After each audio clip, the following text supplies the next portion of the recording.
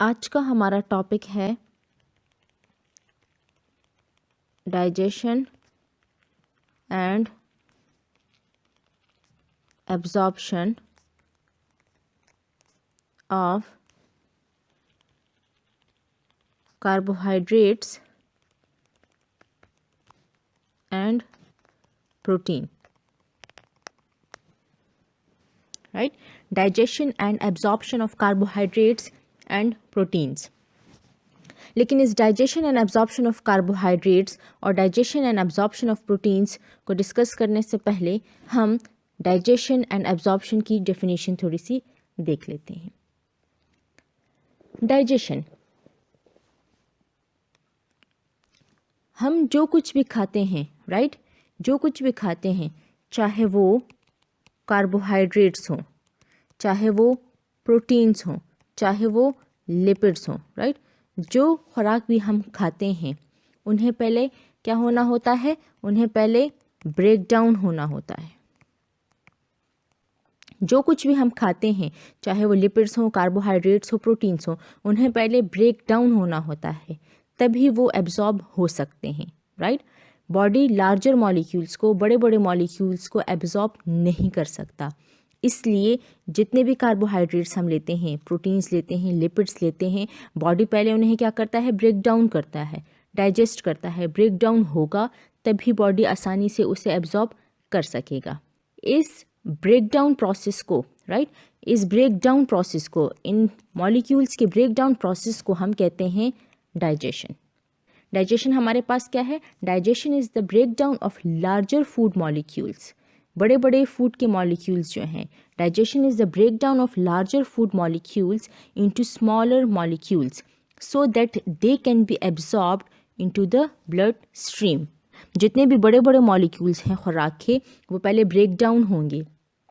किस चीज़ में break down होंगे, छोटे छोटे मॉलिक्यूल्स में ब्रेक डाउन होंगे, ताकि बॉडी उसे आसानी से एब्जॉर्ब कर सके थ्रू ब्लड स्ट्रीम।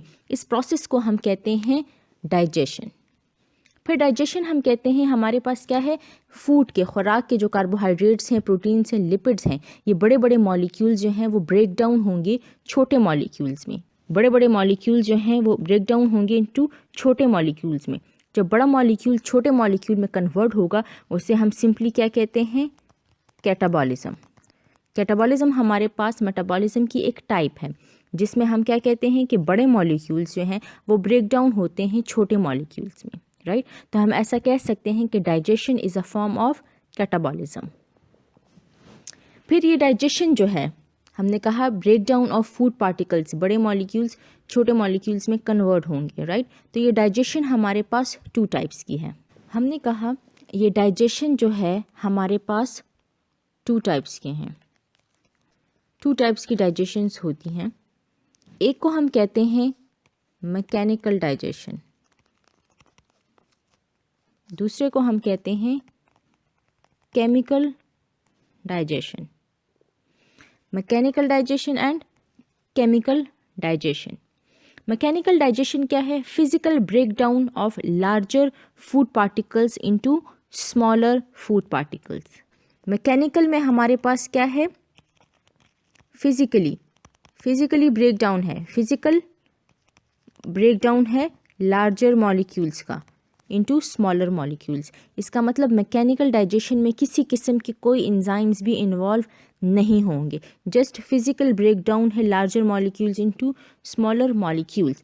जबकि केमिकल डाइजेशन में हमारे पास नाम से ही इंडिकेट है, इसमें कोई ना कोई केमिकल इन्वॉल्व होंगे। मैकेनिकल डाइजेशन में just simple physical break down होती है, जबकि केमिकल डाइजेशन में हमारे पास एंजाइम्स इन्वॉल्व होते हैं। राइट, एंजाइम्स की मदद से ब्रेक डाउन होगा food particles into smaller pieces में।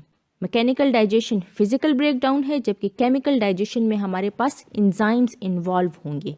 यहाँ तक था हमारे पास डाइजेशन के। डाइजेशन हम कहते हैं कि फूड पार्टिकल्स जब बड़े मॉलिक्यूल्स छोटे मॉलिक्यूल्स में कन्वर्ट होंगे, डिवाइड होंगे, ताकि बॉडी उसे आसानी से एब्जॉर्ब कर सके, क्योंकि बॉडी बड़े बड़े मॉलिक्यूल्स को एब्जॉर्ब नहीं कर सकता। राइट, फिर हमारे पास 2 टाइप्स हैं डाइजेशन के, mechanical digestion and chemical digestion.